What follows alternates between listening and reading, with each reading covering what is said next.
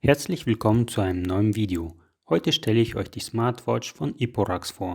Dabei zeige ich euch, welche Funktion die Smartwatch hat und wie die Oberfläche der Handy-App aussieht. Auf der Rückseite der Verpackung könnt ihr die Produktdetails sehen. Diese Smartwatch ist zum Beispiel zertifiziert nach IP67.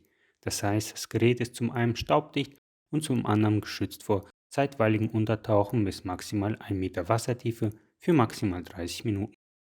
Diesmal ist beim Lieferumfang nicht nur das Ladekabel und die Gebrauchsanweisung dabei, sondern auch ein QR-Code, mit dem die Garantie der Smartwatch um 18 Monate verlängert werden kann. Beachtet aber die Frist von 7 Tagen einzuhalten, nachdem ihr die Smartwatch erhalten habt.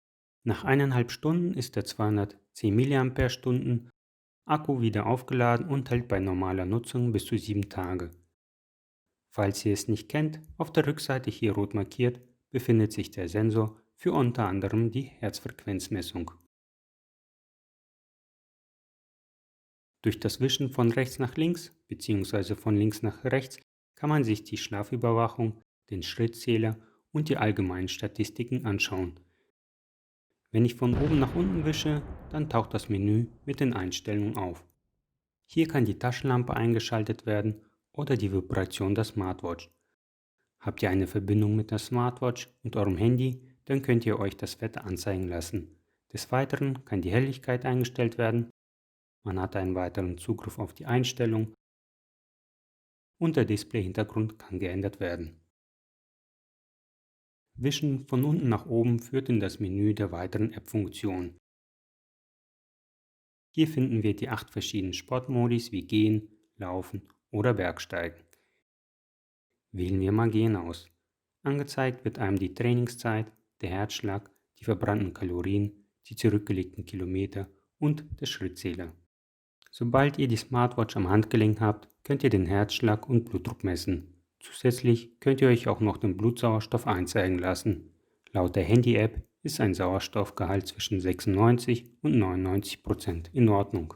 Natürlich werden auch bei dieser Smartwatch die eingehenden Nachrichten und Anrufe angezeigt.